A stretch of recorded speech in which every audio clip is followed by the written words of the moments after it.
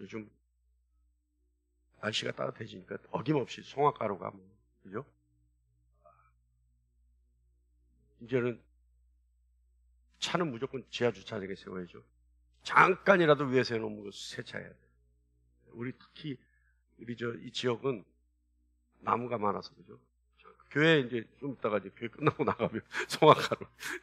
그래도 이 자연이 얼마나 좋습니다. 송화가루는 먹잖아요. 그러니까 호흡으로 마셔도 돼요. 그러니까 얼마나 좋습니다.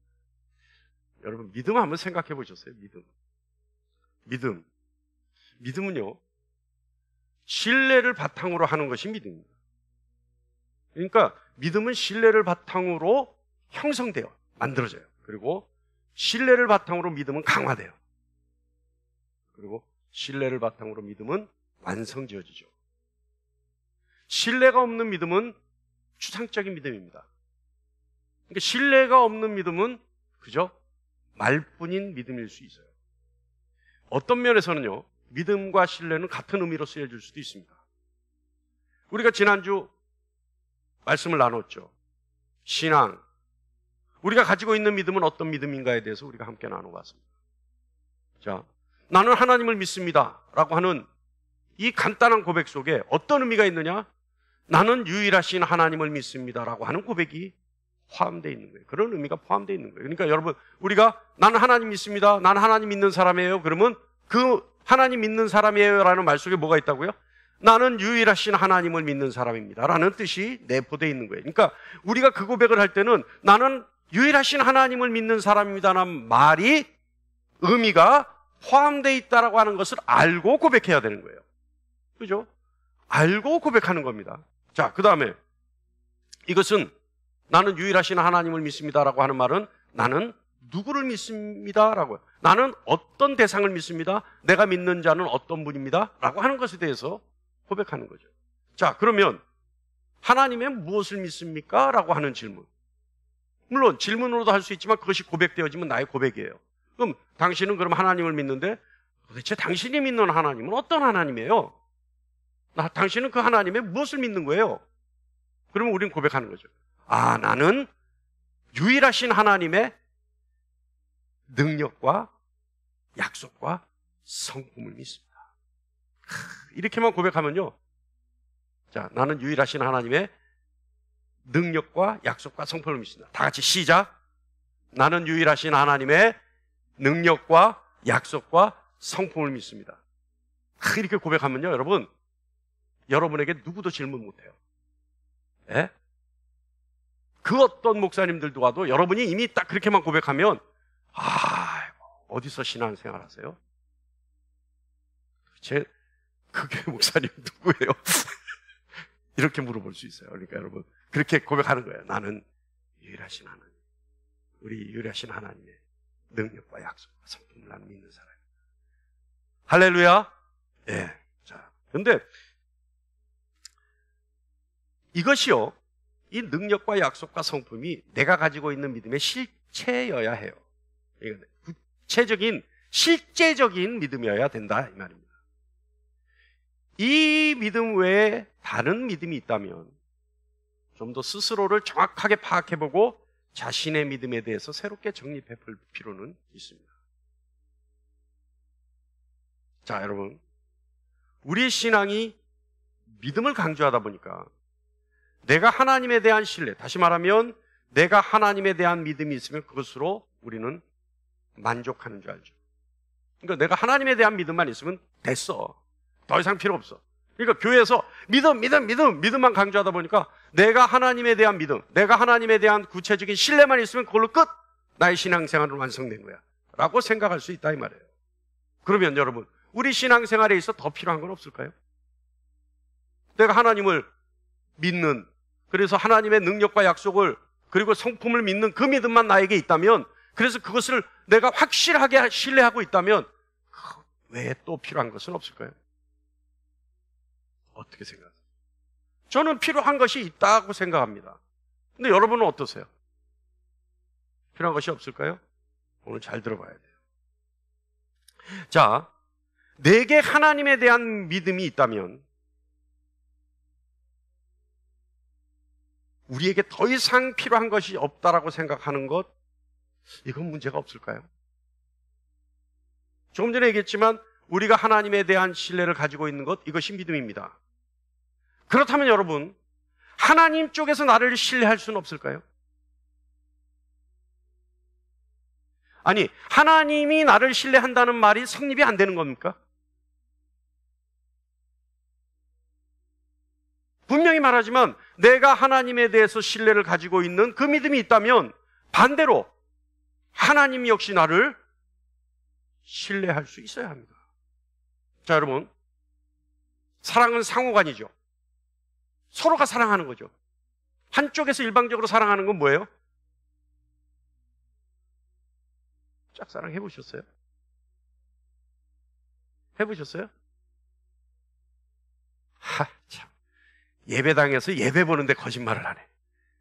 짝사랑 해보셨어요?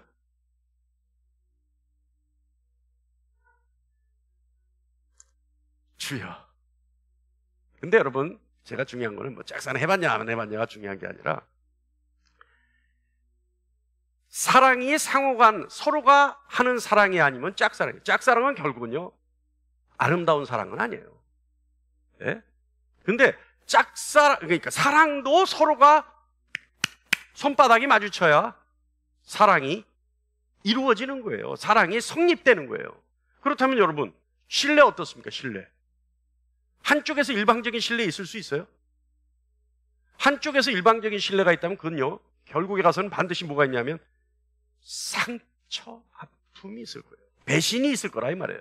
한쪽에서 일방적으로 신뢰하면 결과적으로 배신 남지 않을까요? 배신만이. 그러니까 신뢰 역시 뭐냐면 사랑과 마찬가지로 상호간에 서로가 서로를 신뢰해야 되는 거라. 저는 그렇게 생각합니다.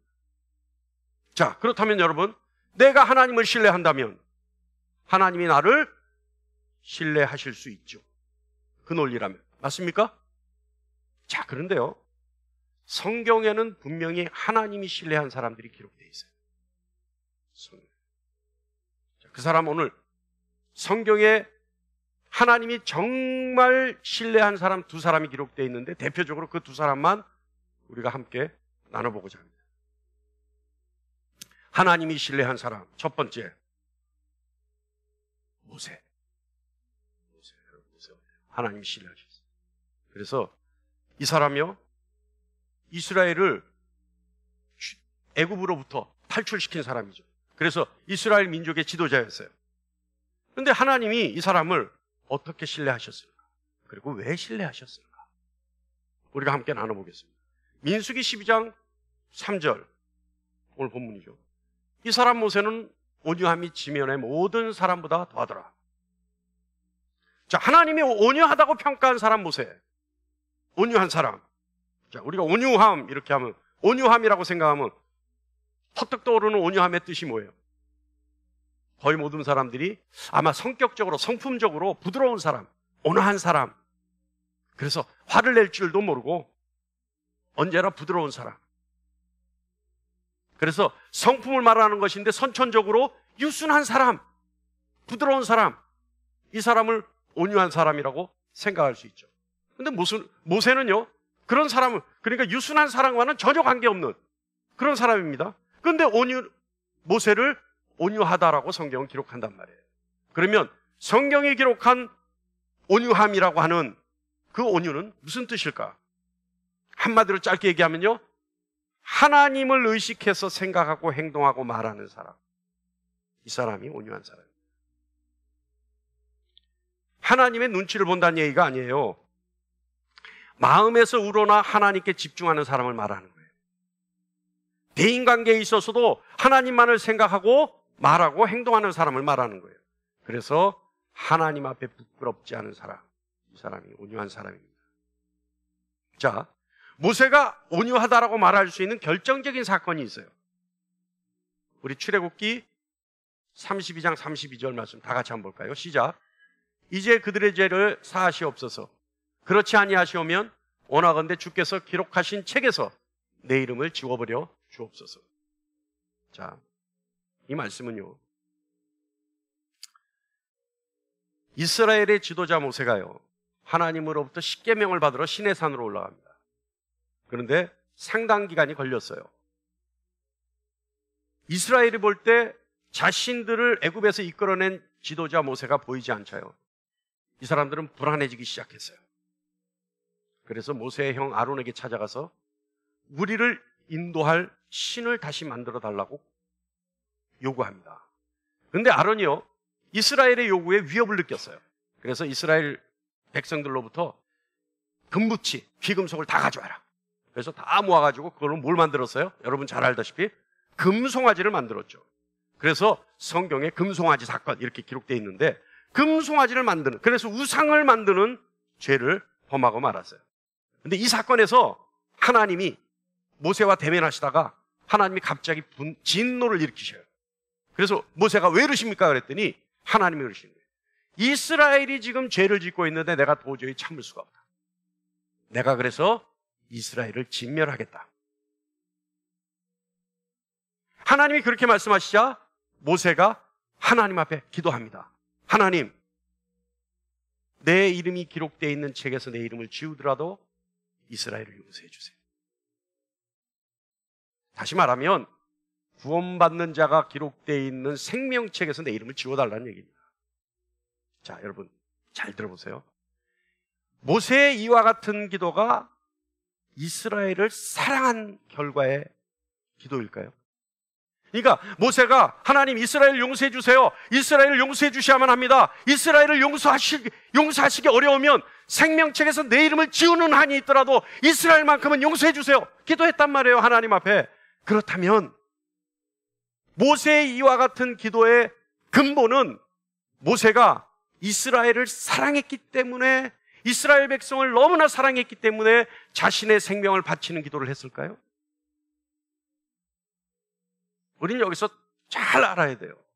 자, 얼른 보면 모세가 이스라엘 백성을 사랑했기 때문에 이와 같은 중보를 할 수 있었다라고 생각할 수 있습니다. 그런데 아니에요. 모세는 이스라엘을 생각해서 그와 같은 기도를 한 게 아니에요. 모세는 하나님을 생각했기 때문에 그와 같은 기도를 한 거예요. 모세는요, 이스라엘에게 가서 하나님의 말씀을 전하기 전에, 이와 같은 기도를 하기 전에, 하나님 앞에 중보를 하기 전에 출애굽기 32장 27절로 28절 말씀을 보면 레위 사람들을 뽑아서 이스라엘 백성 3,000명을 살해합니다.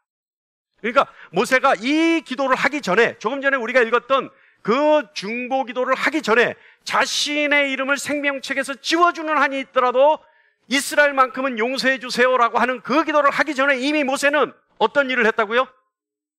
레위인들을 뽑아서 이스라엘 백성 3,000명을 죽여버립니다. 왜 죽였어요? 죄를 지었다고 죽인 거예요. 자, 우리 출애굽기 32장 25절 말씀 한번 볼까요? 다 같이 시작. 모세가 본즉 백성이 방자하니 이는 아론이 그들을 방자하게 하여 원수에게 조롱거리가 되게 하였습니다. 자, 아론과 이스라엘이 죄를 지었는데 죄 결과가 어떤 결과가 나왔어요? 원수에게 조롱거리가 되게 했단 말이에요. 이 죄가 다시 말하면 아론과 이스라엘의 죄가 하나님의 원수에게 웃음거리가 되게 만들어버렸다 이 말입니다. 아론과 이스라엘의 죄가 자신이 섬기는 하나님을 하나님의 원수들이 만홀히 여기게 만들었다 이 말이에요.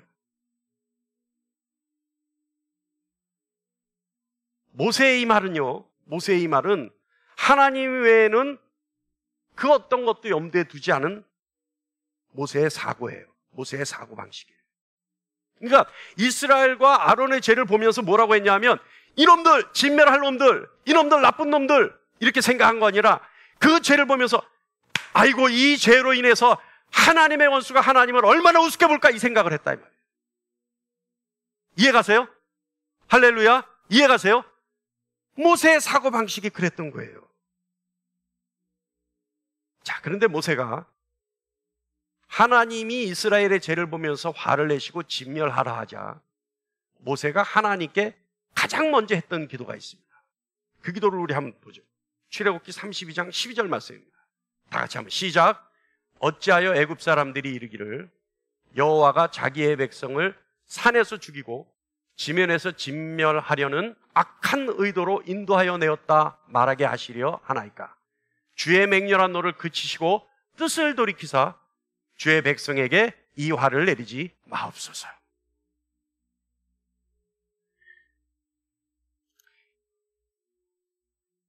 여러분, 모세가 하나님의 생명책에서 자신의 이름을 지워도 좋다고 하는 이 기도는요, 이스라엘의 죄로 인하여 진노하신 하나님이 이스라엘을 진멸하시게 되면 애굽을 비롯한 주변의 많은 족속들이 하나님을 멸시할까 봐.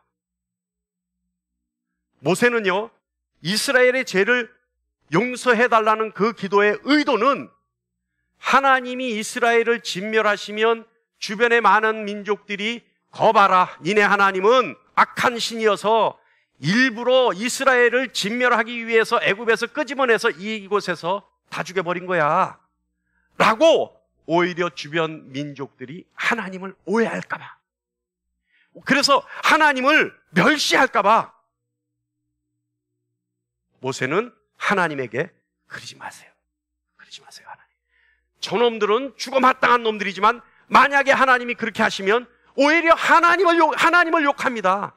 어리석은 민족들은 하나님의 진리를 알지 못하고 하나님을 욕하게 됩니다. 그러니 오히려 하나님 그렇게 하시면 하나님이 더 만월이 여김을 받을 수밖에 없습니다. 그러니 하나님, 그들의 죄를 보지 마시고 하나님 스스로를 생각하셔서 그들을 용서하세요.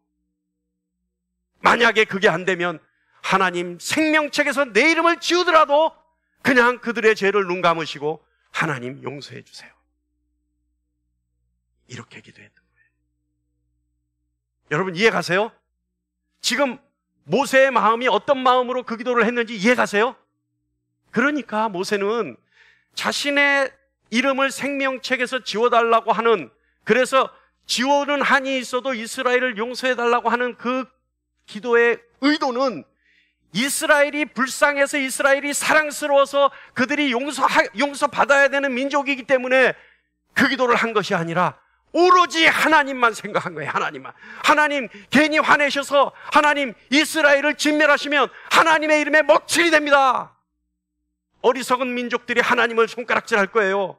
그러니 하나님, 참으로 더럽더라도 아예 나를 생명책에서 지워주시더라도 하나님의 이름을 보존하기 위해서 하나님 저들을 용서하세요. 그런 모세의 그 기도는 결과적으로 누구를 위한 기도예요? 이스라엘을 위한 기도가 아니라 하나님을 위한 기도였단 말이에요. 할렐루야. 그것이 온유입니다. 그런 모세의 마음이 온유하기가 그 누구도 따라갈 수 없을 정도라고 하나님이 인정하시는 거예요. 할렐루야. 할렐루야. 여러분 온유하시기 바랍니다. 하나님 앞에 온유하시기 바랍니다. 그런데요, 그 온유한 모세에게 하나님이 어떤 보상을 하신 줄 아세요? 저는요, 모세의 마지막 순간만 보면 질투가 나요. 모세의 죽음을 보면 막 질투가 막 불에 기름 붓듯이 확 질투가 사. 우리 신명기 34장 5절로 6절 말씀 다 같이 봅니다. 시작. 이에 여호와의 종 모세가 여호와의 말씀대로 모압 땅에 죽어 벳볼 맞은편 모압 땅에 있는 골짜기에 장사되었고 오늘까지 그의 묻힌 곳을 아는 자가 없느니라. 모세 죽었어요. 하나님이 직접 그 임종을 지켜봐 주셨어요. 그런데 6절의 후반부에 뭐라고요? 모세가 묻힌 곳을 그 누구도 몰라요. 그렇다면 모세를 사람이 묻었을까요? 아니죠. 사람 외에 다른 어떤 존재가 묻었겠죠. 그러니까 모르잖아요, 어디에 묻혔는지를. 그런데 여러분, 하나님은 왜 이 같은 일을 하셨을까요? 온유한 모세에게 하나님이 얼마만큼 사랑하셨는지. 왜냐하면 잘 생각해 보세요, 여러분. 모세는 이스라엘을 애굽으로부터 이끌어낸 민족 영웅입니다. 그리고 모세가 가는 곳마다 수많은 이적과 표적들이 일어났어요. 홍해가 갈라졌어요. 불기둥과 구름기둥으로 이스라엘 민족을 인도했어요. 만나와 메추라기를 마음껏 먹게 했어요. 누가 했어요? 하나님이 하셨지만 대행자 모세밖에 눈에 보이는 게 없어요. 이스라엘 민족에게는 하나님보다 모세가 자칫 잘못하면 우상이 되는 겁니다. 그런데 모세가 어디에 묻혔다? 그 묻힌 곳을 한다? 그렇다면 이스라엘은 때만 되면 모세에게 가서 경배했겠죠. 그러면 모세의 의지와 모세의 의도와는 상관없이 모세는 이스라엘 민족의 우상이 되어버립니다.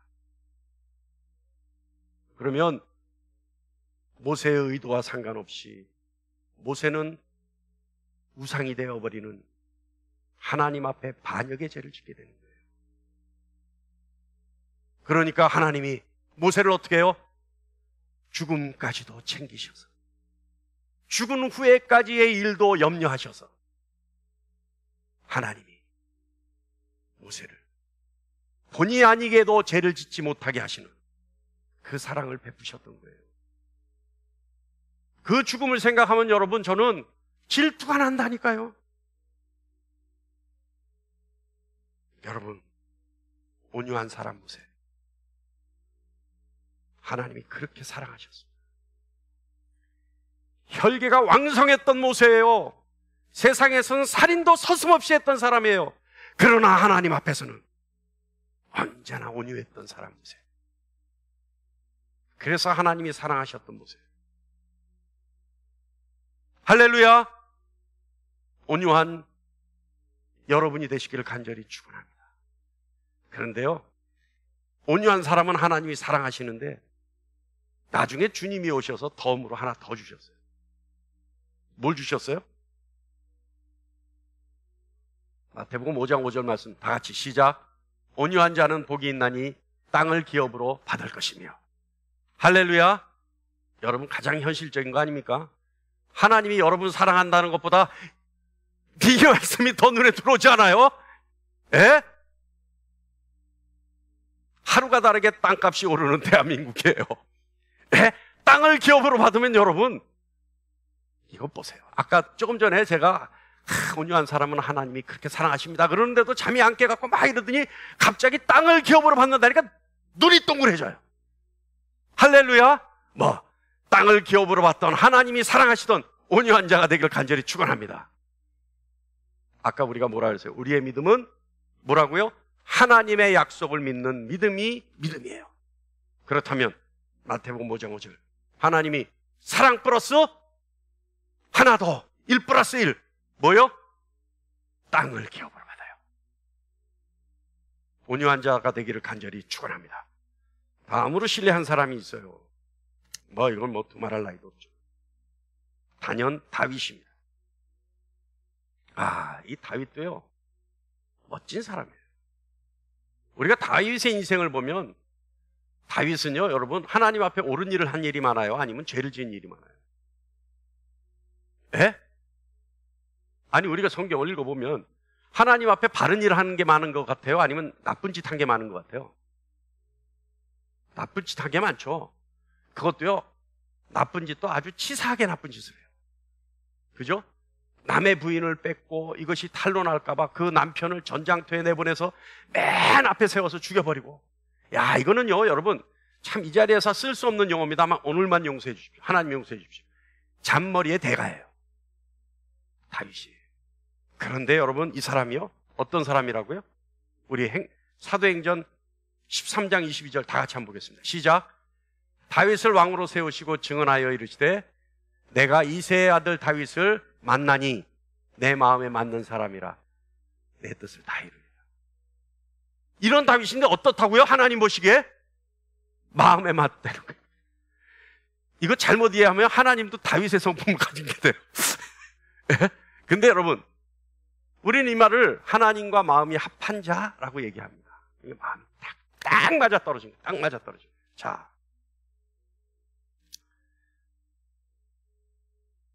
모세는요, 하나님께 집중해서 하나님 외에 다른 어떤 것도 보지 않았다면, 다윗은 하나님을 존중하고 하나님을 귀하게 여긴 사람이에요.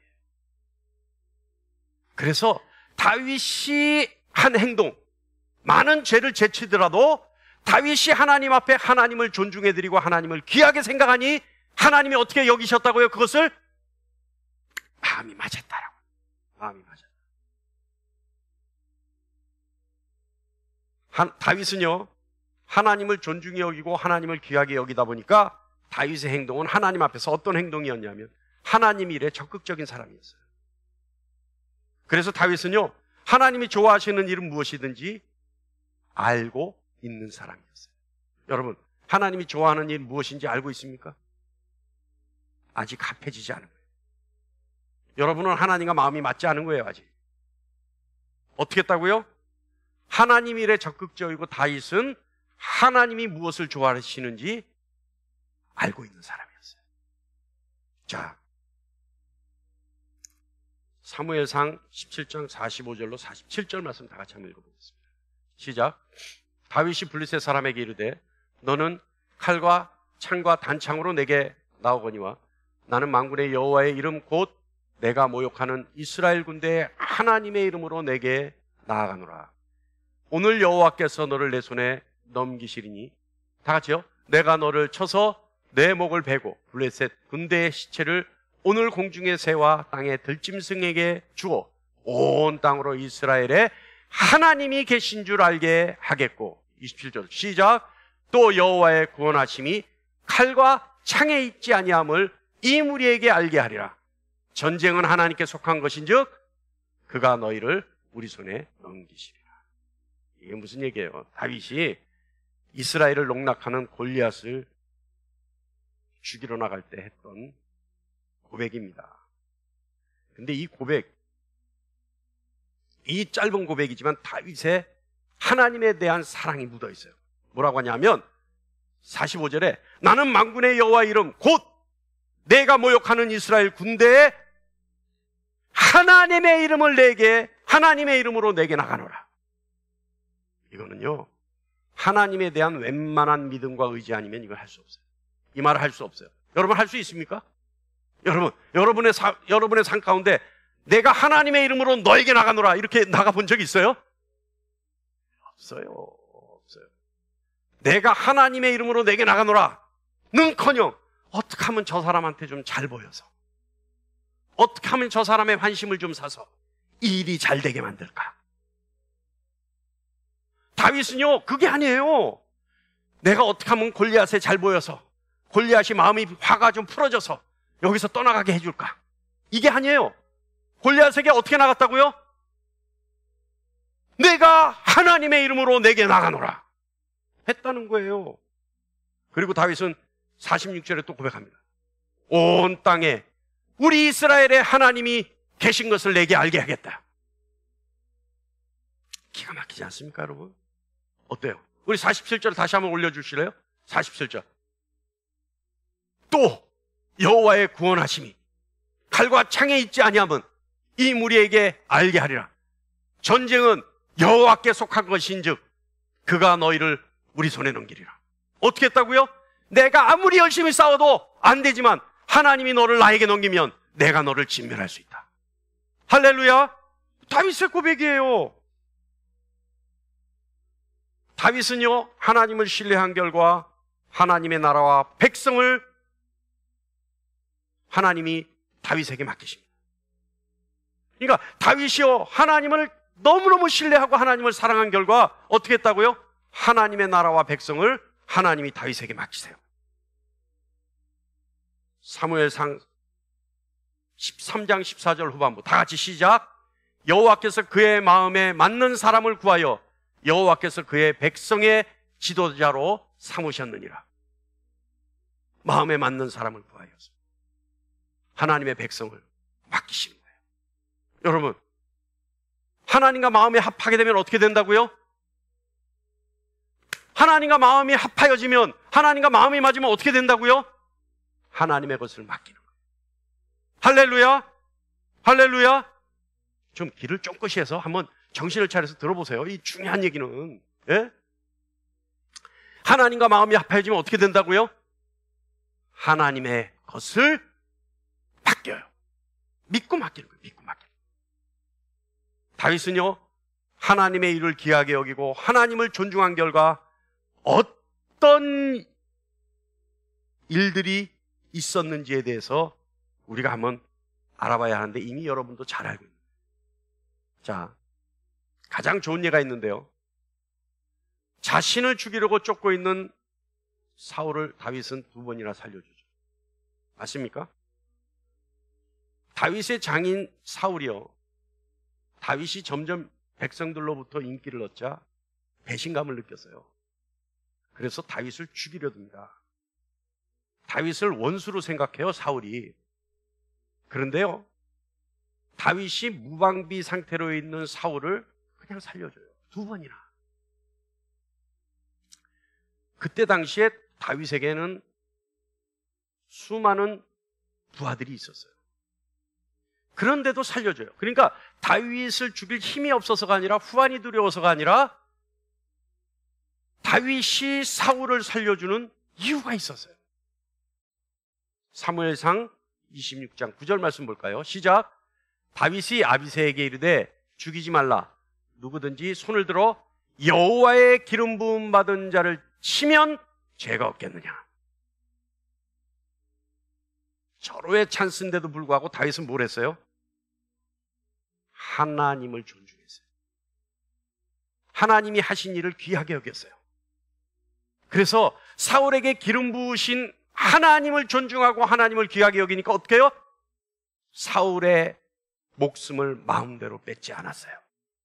스스로가 결정하지 않았어요. 누구에게 맡겼어요? 하나님께 맡겼어요. 이 일은 다윗이 하나님을 존중하고 하나님을 귀하게 생각한 결과입니다. 여러분, 우리 신앙인이라면요, 우리 이 순간 아주 정말 너무 신앙생활 잘하고 너무 많이 배우고 너무 잘 배우고 너무 하여간 하나님의 섭리를 잘 알아서 이 순간이 여러분에게 닥치면 여러분은 뭐부터 할 것 같아요? 너무 좋은 신앙인이야. 그래서 뭐부터 해요? 할렐루야? 아니, 내가 정말 좋은 믿음을 가진 좋은 신앙입니다. 근데 내 원수가 내 앞에 딱 쳤어요. 있어요. 그러면 뭐부터 하겠어요? 아니, 좋은 신앙인이라니까. 이게 힌트라니까요. 하나님 앞에 기도하겠죠. 그래서 하나님 뜻을 물어보겠죠. 하나님 나에게 붙이신 거면 내가 죽일 수 있게 해주시고. 뭐 이렇게 할 거 아닙니까? 예? 아닌가요? 그럼 여러분 뭘 하세요? 이러면 재미가 없는데. 여러분이 그렇다 그래야 되는데. 자, 근데 여러분 진짜 이 많은 신앙인들이요, 이런 상황에서 하나님 뜻을 물어봅니다. 하나님 어떻게 할까요? 물어봐요, 안 물어봐요? 근데요, 하나님의 뜻을 물어본다 하더라도 이때 답은 딱 하나예요. 뭔지 아세요? 답은 죽여라예요. 죽여라. 이 상황에서 다윗이 하나님의 뜻을 물어봤다면 답은 하나라니까요. 죽여라예요. 왜 답이 죽여라로 규정되어 있는지 아세요? 하나님의 음성은 세미해요. 자신의 생각은 엄청나게 크게 들려요. 그렇기 때문에 그 상황에서 자신의 원수가 눈앞에 있을 때, 그것도 무방비 상태로 있을 때, 쉽게 손가락 하나로 죽일 수 있는 상황에 놓여졌을 때 하나님 감사합니다. 그리고 하나님 뜻을 물어본다 하더라도 이미 내 생각은 죽이려고 마음을 먹고 있기 때문에, 나는 이미 내 생각 속에 하나님이 나에게 기회를 주셨다고 생각하고 있기 때문에 하나님의 뜻을 물어본다 하더라도 하나님의 음성이 들리지 않아요. 내 생각이 더 크게 들리지. 그래서 다윗은요, 이 상황에서 자신 있게 결정합니다. 뭘로요? 놔둬라. 왜요? 다윗은 하나님을 존중하고 하나님을 귀하게 생각하기 때문에. 그래서 다윗이 생각한 것은 하나님이 사울을 맡으시고 하나님이 기름 부은 사울을 자신의 영향력으로 처리하는 것은 아니라고 생각했던 결과예요. 다윗은 자신이 있었다니까요. 무엇을요? 하나님이 자신에게 앞서 선택한 다윗을 알고 있기 때문에, 사울을 알고 있기 때문에 이 상황에서 자신이 어떤 행동을 하지 않더라도 하나님이 결국은 그 사울을 맡아주실 것이라는 확신을 가지고 있었어요. 그래서 다윗은요, 사울을 그 자리에서 죽이지 않습니다. 다윗은요, 하나님의 뜻을 존중하고 하나님을 귀하게 여긴 결과 하나님이 무엇을 좋아하는지에 대해서 정확하고 명확하게 그리고 확고한 기준을 가지고 있었어요. 이 같은 다윗, 이 다윗이 하나님의 마음에 합한 자였습니다. 하나님의 마음에 자신의 마음을 맞춘 자였습니다. 그래서 그는요, 하나님의 일에 적극적이었어요. 그래서 하나님이 무엇을 좋아하시는지 알고 그 좋아하시는 일을 자신이 제일 좋아하는 일로 삼았어요. 그래서 하나님과 마음을 맞췄어요. 여러분, 다윗이 어떤 사람인지 생각해 보세요. 다윗은요, 하나님의 언약궤가 다윗성으로 들어갈 때 어떤 행동을 보였어요? 덩실덩실 춤을 췄어요. 왕으로서 체면 다 구기는데도 불구하고, 사람들이 손가락질 하는데도 불구하고, 왕이 경망스럽게, 심지어 다윗의 왕조차도, 다윗의 아내조차도 다윗을 경망스럽다고 비판하는데도 불구하고 체면 다 내려놓고 정말 좋아서 춤을 췄어요. 왜요? 하나님이 그같이 기쁘실 거라는 것을 알았기 때문에. 다윗은요, 자신은 백항목집에 있지만 하나님의 임재를 상징하는 연합궤가 휘장 아래에 있다는 것에 마음 아파했어요. 그래서 다윗은요, 그것이 너무 아파서, 하나님의 언약궤는 그냥 휘장 아래에 있는 것이 너무 마음이 아파서 나단 선지자에게 하나님의 집을 짓겠다고 합니다. 우리 사무엘하 7장 2절로 3절 볼까요? 시작. 왕이 선지자 나단에게 이르되, 볼지어다 나는 백향목 궁에 살거늘 하나님의 궤는 휘장 아래에 있도다. 나단이 왕께 아뢰되, 여호와께서 왕과 함께 계시니 마음에 있는 모든 것을 행하소서 하니라. 나단이 뭐라 그랬다고요? 당신은 하나님과 마음이 맞는 사람이니 당신 마음에 있는 모든 것을 행하세요 했다는 거예요. 나단이. 하나님과 마음이 합한 자 다윗, 그에게 하나님은요, 어떤 복을 주셨느냐? 하나님의 백성의 주권자로 삼으셨어요. 다시 말하면 하나님의 백성을 다윗에게 믿고 맡기셨어요. 또 다윗의 원수들을 하나님의 원수로 생각하셨어요. 그리고 다윗의 이름을 하나님이 위대하게 만들어 주셨어요. 그리고 다윗의 아들을 하나님의 아들로 삼으셨어요. 할렐루야! 마음이 합한 자 다윗이 받았던 복입니다. 여러분, 온유한 자 모세, 그리고 하나님의 마음에 맞는 자 다윗, 이 사람들은요, 하나님이 그들을 신뢰한 나머지 하나님의 것을 믿고 맡긴 사람들입니다. 우리는 살아있는 신을 믿는 사람들이에요. 세상을 창조하신 창조주 하나님을 믿는 사람들입니다. 하나님은 세상의 모든 것을 다 가지고 계세요. 하나님은 세상의 모든 것의 주인이세요.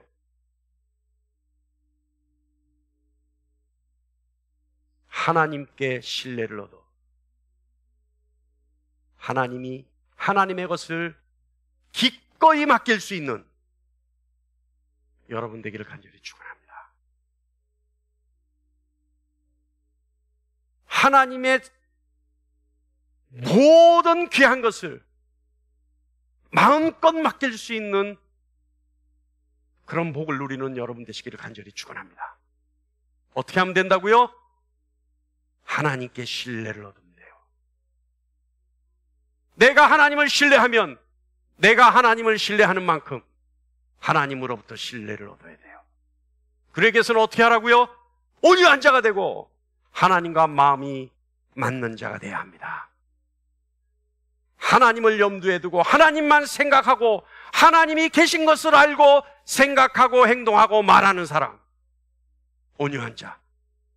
그래서 하나님께 집중하는 사람, 온유한 자.